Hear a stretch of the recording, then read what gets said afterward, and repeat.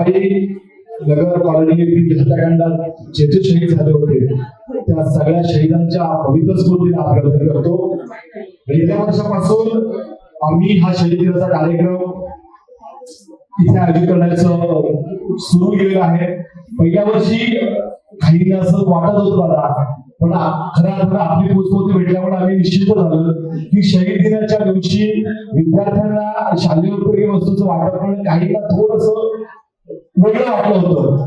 परंतु आम्ही ठरवलं की आता आमच्या तरुणांच्या हाती दगड नव्हे तर त्याच्या हाती पुस्तक आणि वही असली पाहिजे, त्याच्या हाती पेन असला पाहिजे. या शहीदांना स्मरण करत असताना उद्याची पिढी घडवणं ही आपली जबाबदारी आहे आणि त्या निमित्तानं आम्ही हा उपक्रम राबवत आहोत. गेले अनेक दिवस आम्हाला विचार होता दादा की आपल्याला आमच्या विचारांच्यावर एकदा तरी बोलवावं, परंतु नक्की कुठल्या कार्यक्रमात आपल्याला बोलवून याच्याबद्दल आमच्यामध्ये एकमत होत नव्हतं.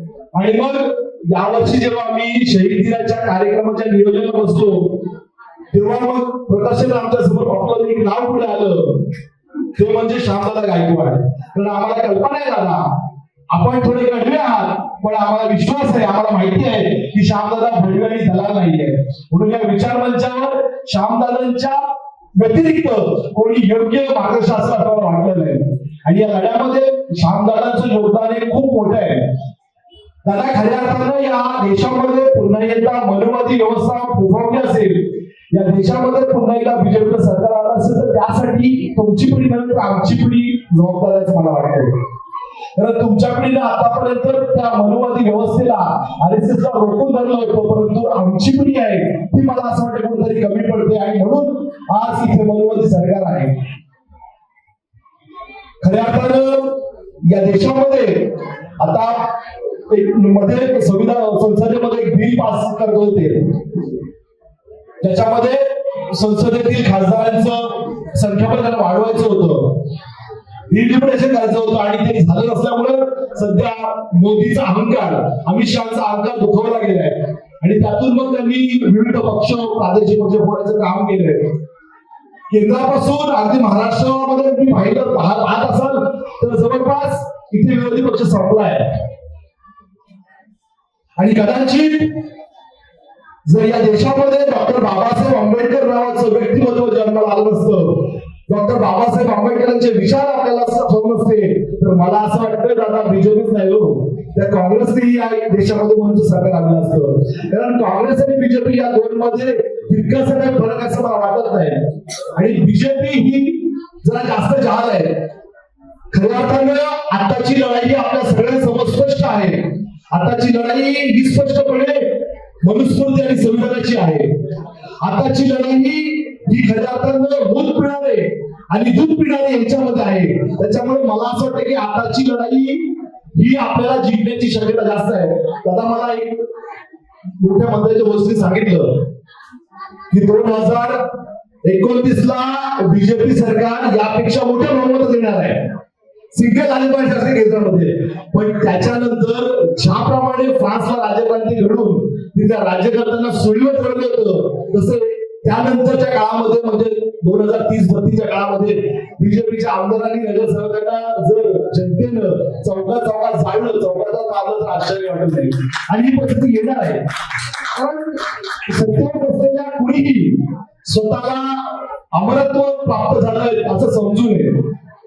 प्रत्येकाला जायचं आहे आणि मला असं वाटतंय की या काळामध्ये दादा ही लढाई जर का आम्हाला पुढे घ्यायची असेल तर आपल्या सरकार ज्येष्ठांचं मार्गदर्शन आम्हाला अत्यंत महत्वाचं आहे. कारण लढाया कशा लढाव्यात आणि लढाया कशा जिंकाव्यात हे खऱ्या अर्थानं आम्ही तुमच्या पिढीकडे बघून शिकलोय. परंतु आज तुम्ही मला बरोबर आहे की त्यावेळेला तुमच्याकडे राग व्यक्त करण्यासाठी एकमेव माध्यम होतं तुम्ही रस्त्यावर उतरत, तुम्ही या सरकारच्या विरोधामध्ये आक्रोश निर्माण करतात. मला माहिती आहे मी सुमेधजीच्या सतत संपर्कात असतो, सुबोधच्या संपर्कात असतो. तुम्ही इथला रमाबाईचा हत्याकांड असेल, वळीची दंगल असेल, त्याची किती मोठी न्यायालयीन लढाई लढून तुम्ही जिंकलात की हारलात तर प्रश्न वेगळा आहे. जिंकणं आणि हारण्याचे परिमाण हे आपण ठरत असतो, परंतु तुम्ही ते लढलात, तुम्ही योग्य पद्धतीने लढलात आणि तुम्ही या समाजाचे सेवक निर्माण झालात. परंतु आता माझ्यासमोर तरुण आहेत, काहीतरी बडबडतात, ओ मोदी, ए अमित शहा, ए फडणवीस, तुला बघून घेऊन तुला फिरून देणार नाही. ते काही विविध आवाज करत असतात, बोलणं झाल्यासारखे बोलतात.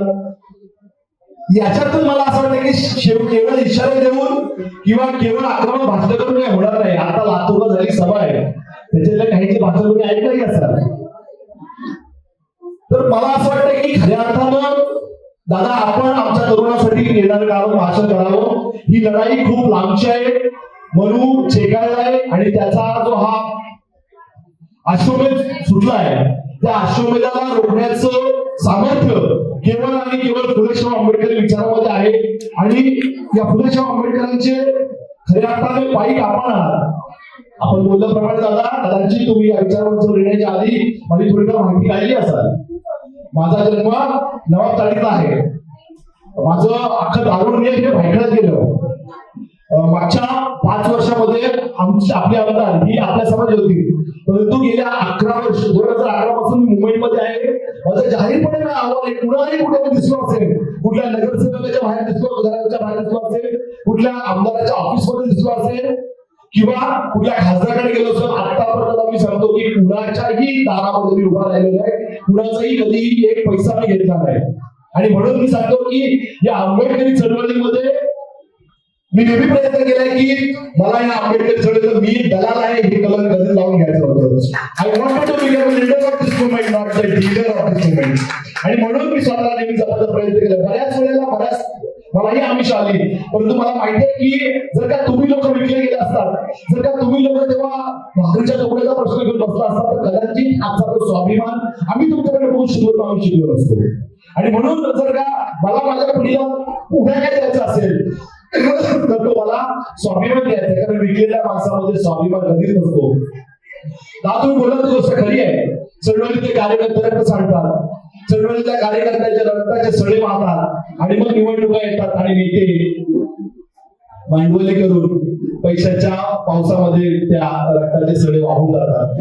आणि म्हणून या शहीदांना अभिवादन करत असताना, त्यांचा स्मरण करत असताना मी त्या तरुणांना आवाहन करतो, मी त्या तरुणांना विनंती करतो की आंबेडकरी चळवळीला सदैव त्यागाचा आणि बलिदानाचा वारसा राहिला आहे. आणि त्यापैकी त्याग आणि बलिदान करणारे विचारांच्यावर आपल्या समोर आहेतच. सुमनसिंह जाधव यांचं खूप मोठं त्याग आणि बलिदान आहे. श्यामदादा गायकवाड अगदी तळागाळात राहून त्यांनी काम केलंय. कारण मला तुम्हाला वाटत नाही श्यामदादा गायकवाड सारख्या माणसाला कधी विधानसभेत आली नसेल, त्यांना कधी संधी भेटली नसती.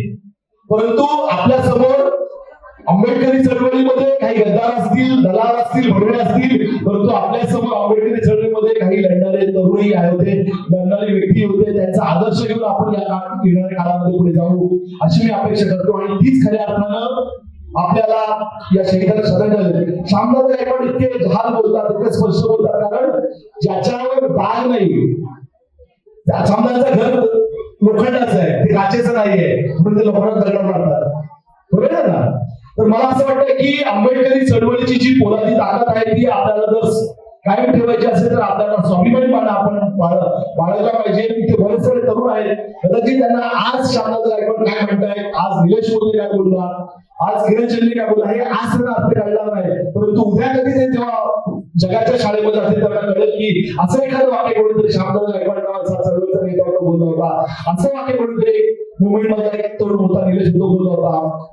आणि मला असं वाटतं की या चळवळीला जर जिवंत ठेवायचं असेल तर आपला वारसा आणि वसा आपला विसरून चालणार नाहीये. सत्ता हो सत्ता आहे, समाज दृष्टीमध्ये सत्तेचं महत्व खूप महत्वाचं आहे, परंतु लाचारी आणि गुलामगिरी ही पुन्हा एकदा आपल्याला आपल्या जुन्या दिवसाकडे घेऊन जाईल. आणि आपल्याला आपले जुने दिवस जर पुन्हा आणायचे नसतील, या देशामध्ये जर का विषमतावादी समाज व्यवस्था आपल्याला निर्माण करायला होऊ द्यायची नसेल तर आपल्याला आपल्या खांद्यावरचा निळा झेंडा आणि डोक्यातील डॉक्टर बाबासाहेब आंबेडकरांचे विचार विसरून चालणार नाही, कुणाकडे खाय ठेवून चालणार नाही, अशी प्रतिज्ञा आपण आज या शहीदांना श्रद्धांजली करूया, मी अशीच अपेक्षा करतो आणि इथेच सांगतो. त्याचप्रमाणे आपण म्हणाला दादा, जो gladiator win of lose, it's team win and lose. कोणीही एक योद्धा जिंकत नसतो किंवा हरत नसतो.